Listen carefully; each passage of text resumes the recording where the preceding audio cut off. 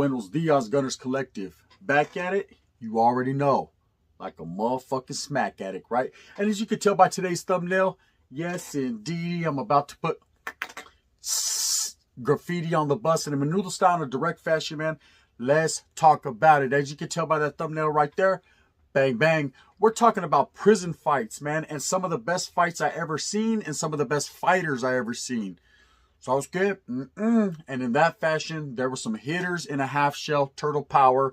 Vatos that definitely and indubitably, man, had them hands, them mitts, them fisticuffs, whatever you want to call it. At the end of the day, they were knocking motherfuckers out, man. Flat on their backs, head split wide open, things of that nature. And the beat goes on, right? It was pretty vicious. But trip out. So doing time, you're going to see fights. You're going to see melees. You're going to be involved in melees. You're going to be involved in fights, riots, whatever you want to call them. There's so many different words and different wordplay that we can use when we talk about this. The situations are going to happen, you know. As a youngster, growing up in a gang lifestyle, growing up from a barrio, a hood, whatever you want to call it, you're going to see things that you thought you'd never see. You're going to see things you've only seen in American Me. Okay, you're going to participate in things that you couldn't even fathom. And at the end of the day, when it's all said and done, participation is a must where I'm from, right? As far as retaliation, that too. So Trip, seeing fights became commonplace as a youth in the youth authority. When people say YA babies, gladiator school, things of that nature, motherfucker, they ain't lying. They ain't lying in a Menudo style. People getting sauced every day, you know. Even motherfucking gangsters that think they're all hard that are in there like, don't. This is for, bam, game over. I've seen it happen. You see a lot of snake moves, people getting knocked out their boots, people getting knocked out, people getting snaked on, people getting their shit split. You know, it happens. But some of the better ones that I ever seen, we're going to talk about here, you know. I think one of the best fights I ever seen was between this guy named Snoop from A. Trey Hoover. And this guy named Spider from Backstreet Watts. Pobreci, okay? Now, anyone who knew Snoop or has ever met him, man, doing time with this guy was cool. One of the most coolest individuals I ever met. Well-educated, well-schooled, well-versed, man. Just game on point, just was a good, decent vato. But at the same time, I'm not going to play golf with you. Tennis, racquetball, badminton, rugby, or no, none of that, man. And especially not no fucking basketball, because this guy was a terror on the basketball court, and it seemed like if it didn't go his way, Sasuke, your jaw was going to go that way. This Vato argued and fought over every game that I ever seen him play in. Vato, he'd be like, oh, hey, does anyone want to play basketball? No, I'm good, bro. I wasn't even going to... Hey, yeah, but I just seen... No, you didn't see shit. It was all an optical illusion. What the... I ain't even trying to play basketball with you. You know what I mean? Because they already knew it was going to end in someone getting knocked out. Most likely them. The Vato had major hands. One of the best fighters I ever seen being locked up to this day, right? And at the same time, man, he had that fire like Michael Jordan. I thought it was, right? Like Michael Jordan. He was very competitive, bro, and it always ended up in some type of fight. Some type of issue. You know, it wasn't that the Vato was feeling like he was getting played. The Vato would be up by 50 and still beat you up. So I'm scared. Hey, I won. Almost 51 to 49. Charlie, bro, was 50. It was 50 to 49. So what you trying to say? No, you won. Yeah, but I won by 2, right? You know what I mean? Too late. Sas. That's how he was. You know, everything turned into a fight. But one day, he's playing basketball. And it was him and a lot of gente, man. It was mostly Cripas, though, at that time. It was mostly the Crips playing basketball. There was a few Sangres sprinkled in, but it was mostly Crips. I remember Spider from Backstreet Watts, Chinaman from Hoover, him, Lucky from, where was he from, man? Somewhere out of Compton.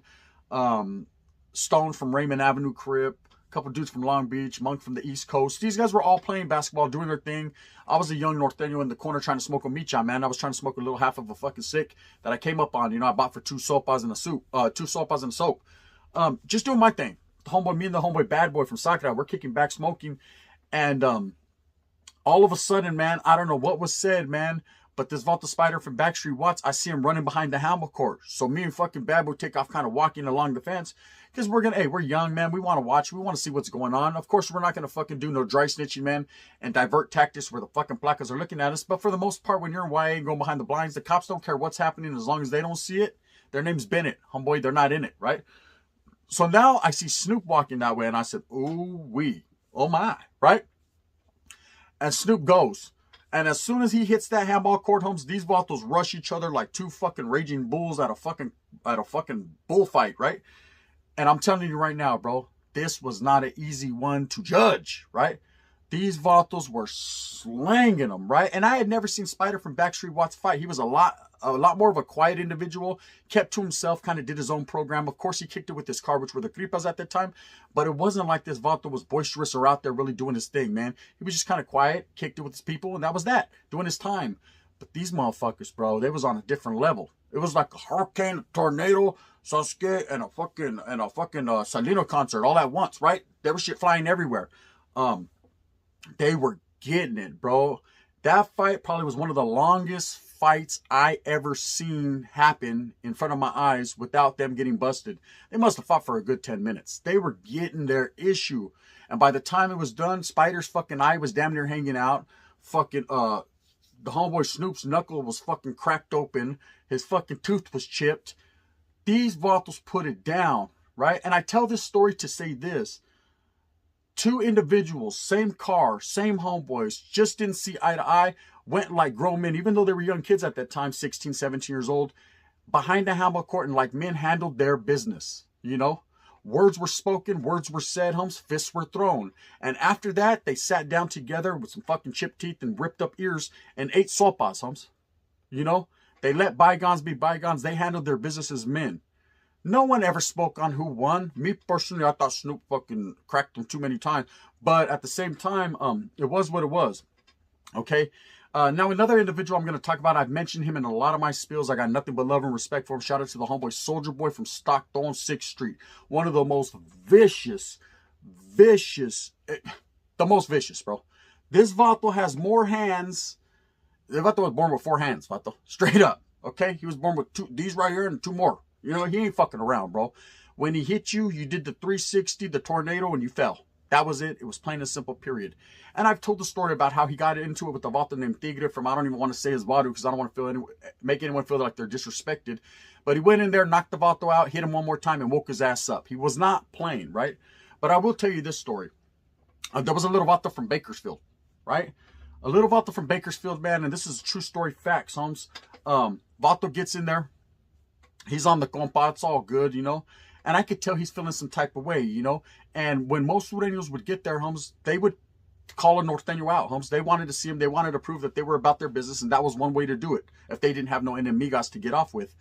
And, you know, it was cool. It was to be expected, man. We would do pretty much the same thing, you know. You had to kind of prove yourself. CYA at that time was a proving grounds. You know, you earned your stripes. You proved who you were, man. You showed everyone you were about to be your business, and you were down to handle your business with anyone at any point in time. So the motherfucker comes there. He's mobbing, right? He's doing his little thing. He was a little short, dark dude, kind of ugly, but mobbing. The mobilization was real. I could tell, right? And he was about it. And he comes up, and me, Soldier Boy, and the homeboy Shadow from Richmond, we're all kicking it together, man, chilling. And he comes walking up. He's a smaller guy, so I think, of course, the skins has to perform. It's going to be me because I was the smaller out of the 3, you know. And he looked straight at Soldier Boy. He looks at me and he was like, hey, bro. Soldier Boy's a big old dude at this time. Soldier Boy was like, yeah, what's up? He was like, hey, I'm going to have to see you behind the handball court. Soldier Boy says, here, bro. Hold my headphones. Just put my shit on pause. That was my favorite part. I'll be right back. These guys go behind the handball court. Now, this is a true story, what I'm going to tell you right now, because this is how it went down, okay? I'm going to tell it fast, because it went down fast, right? They go behind the handball court. That fool says, what's up, ese? Soldier Boy hit him in the jaw. This vato did 2 360s and collapsed, okay? From that one hit over here, I don't know how it happened, but the vato had 2 black eyes. True story, right? Them black eyes, he probably still has a black eye. Them motherfuckers scarred him, Holmes. He had scars under his eyes for a year. I was on that compa for a year with him. The black eye, he got the black eyes in December. Sasuke, by the next October, 2 Halloweens later, he still had a fucking little corner of his eye was black. True shit, right? That's how vicious Soldier Boy's hands were. Numerous times I seen this guy fight. School area, day room, gym, kitchen, bathroom, closet, while doing jumping jacks. It didn't matter, Holmes. Whoever this motherfucker hit, He destroyed, right? Simply put, he was like Ivan Drago, vato. You know what I mean? Only not on steroids and, you know, not as ugly. The homeboy fucking has hands. It's a known fact, man. Seen it with my own two eyes, man. I don't put 2 on the 10, man. I'm not putting tapatio on it. I'm just stating facts. Soldier Boy from the 6th Street, man, nothing but love and respect, man. He was a real one. Many times that Vato saved my esquina. Many times that Vato saved my back, man, because there was plenty of times that Vatos were trying to get at me. Big old Vatos, 18, 20-year-old, 19-year-old Vatos. I'm 12, 13 years old. Talk about, hey, little, I said, what's cracking? He was like, you tell me what's cracking. You know, he would handle the business for the literal homeboys. Wasn't that we wouldn't be down to handle our business, besides, come on, man. Let's speak facts here, man. When you're fucking 12 years old and you fucking only weigh fucking 95 pounds and a 400-pound fucking big old monster 22-year-old calls you out, there's going to be trouble. You know what I mean? There's going to be trouble, you know? Everyone going to go night-night. Soldier Boy wasn't letting that happen. He was a 16-year-old knucklehead with hands of stone, bro, and he put everyone on their back. Not once, and I say this to be truthful and factual and not to disrespect anybody. The Sureños, man, stand up, nothing but respects. Not once did anyone ever fucking drop him, land even a couple punches, or put him in any type of form or fashion of hurt or pain or duress. This Vato handled it, period. Seen it over and over again, okay? Now, the third guy that I want to talk about here was a guy named Bozo. A Sureño named Bozo, right? Bozo was from Eastside 13. Orale, shout out to Eastside 13, man. This motherfucker Bozo right here, bro. This Vato right here, right? I don't know what it was. I don't know what he drank that morning. But this Vato came out one day out into that yarda and he started calling sangres out. I don't know. I don't know if it's someone, I think from what I heard later on that one of his homeboys had just got killed on the calles by a sangre, right? So he was feeling some type of way. But bro, I watched him with my own two eyes dust off at least 11 sangres in a row. Boop, boop, knockout. Boop, boop, tap out. Boop, boop, tap out. Bitty, bitty, bum, bum. He was getting his motherfucking issue on, humps. Again, a Selena concert. Shit was flying everywhere. You know what I mean? Tassels y todo, man. You know what I mean? I'm active and I'm fun. He was getting his issue on, man. He was making it happen. Okay? And I was like, damn. And I looked at him and he walked away and he kind of looked at me and he was like, what's up, Bessie? And I was like, ain't nothing up. You know what I mean? Shit, I'm good. And in that fashion, I'm over here like neighborhood. I'm over here on some rock. I wasn't trying to fuck with that, bro. And I'm just being totally honest.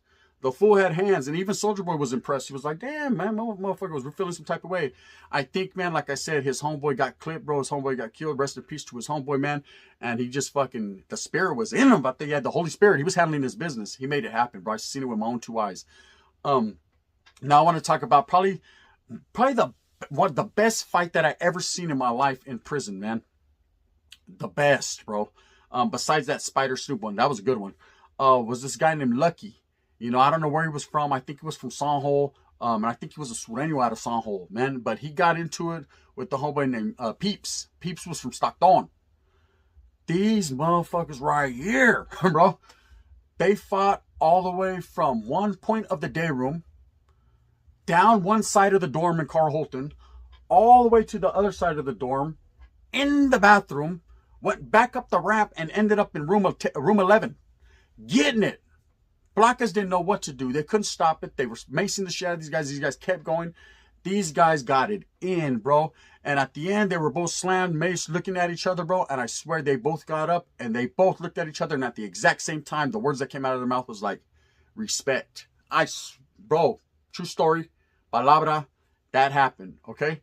So, you know, I'm talking about the best fighter. I'm talking about all this and all that. I'm going to talk about a fight I got into, and I'm going to tell you right now, I wasn't the best fighter. I don't claim to be. I'm not saying I'm the baddest motherfucking apple on the tree. You know what I mean? One damn apple don't spoil the whole damn bunch. But I will tell you this. Indubitably, I handled my motherfucking business.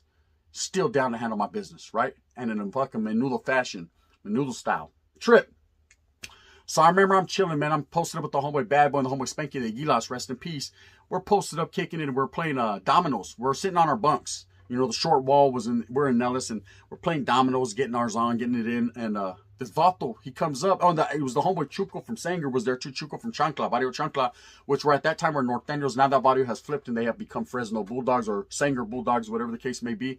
But it's neither here nor there. That's what it was at that time. So the little homeboy Chuco was a little homeboy too. He was real quiet, hella cool, bro. I like Chuco. Didn't say much, bro, but just very quiet and just a cool homie. So we're chilling, we're chopping it up. All the homeboys were playing dominoes, just minding our own business. And this Vato comes walking up, man. He was from Laguna Parque Vikings. And they called him Silencio, right? I remember he was a shorter dude, kind of stocky. And he was like, he started saying something. And he barely spoke too. He was one of those quiet vatos. And he's saying something to Chuco. And then Chuco's like, all right. And what a lot of people didn't understand is Chuco had hands, bro. Chuco had hands. But it seemed like because he was the smallest one of us at that time, people were calling him out a little bit more. Maybe they thought they could victimize him or really handle their business with them. I don't know, whatever the case may be. Maybe he put hands on one of their homeboys and they felt some type of way. But for some reason, it caught my eye that day, and I seen Chuco start to go to the latrine area, which was the bathroom, to go handle his business in the blinds. And I got mad. I got upset. So I was like, hey. And the Vato looked back. He's like, what's up? I said, why don't you fight me instead, bro? And he says, I don't give a fuck. Come on, let's roll. And I was like, in that fashion, right? So I got up, and of course, Bad Boy goes with me. Another one of his homeboys goes with them. And of course, they're going to keep posted while we handle our business. And I ain't going to lie to you. If I'm lying, I'm dying, Vatos, when I say, that motherfucker beat me up, right? He beat me up from the feet up, straight up. He wasn't playing. And this is how it played out. Have you guys ever been in a fight where you know you can manhandle this motherfucker? You're bigger than him. You're stronger than him. You're more tenacious and vicious with it. You got more fucking heart. You're serious about your shit.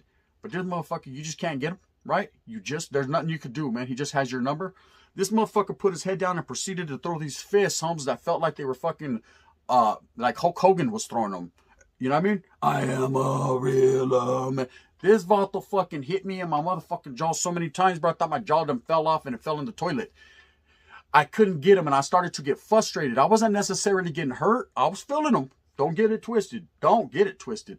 I felt every one of those punches, but I was so frustrated because I just couldn't land the uppercut. I just couldn't get him. So eventually what I did, Holmes, I know it was kind of a sucker move, but I ended up snatching him up, picking him up, throwing him in the toilet, and started to stomp him out. Of course, the homeboys start fighting, and a lightweight little melee breaks off. They take me to the oil. They take the Vato to the oil, and it was what it was. Man, I acted out of character. I'm not supposed to stomp anyone out. There was rules and regulations to going in the blinds. You're not supposed to do that. So I was mad, Vato. Yeah, I was mad. I was upset. I was upset because he was beating me up, right? And that's just what happened. That's a true story. It always stands out to me as one of the better fights I had, and not one that I won. See, it's not always about winning.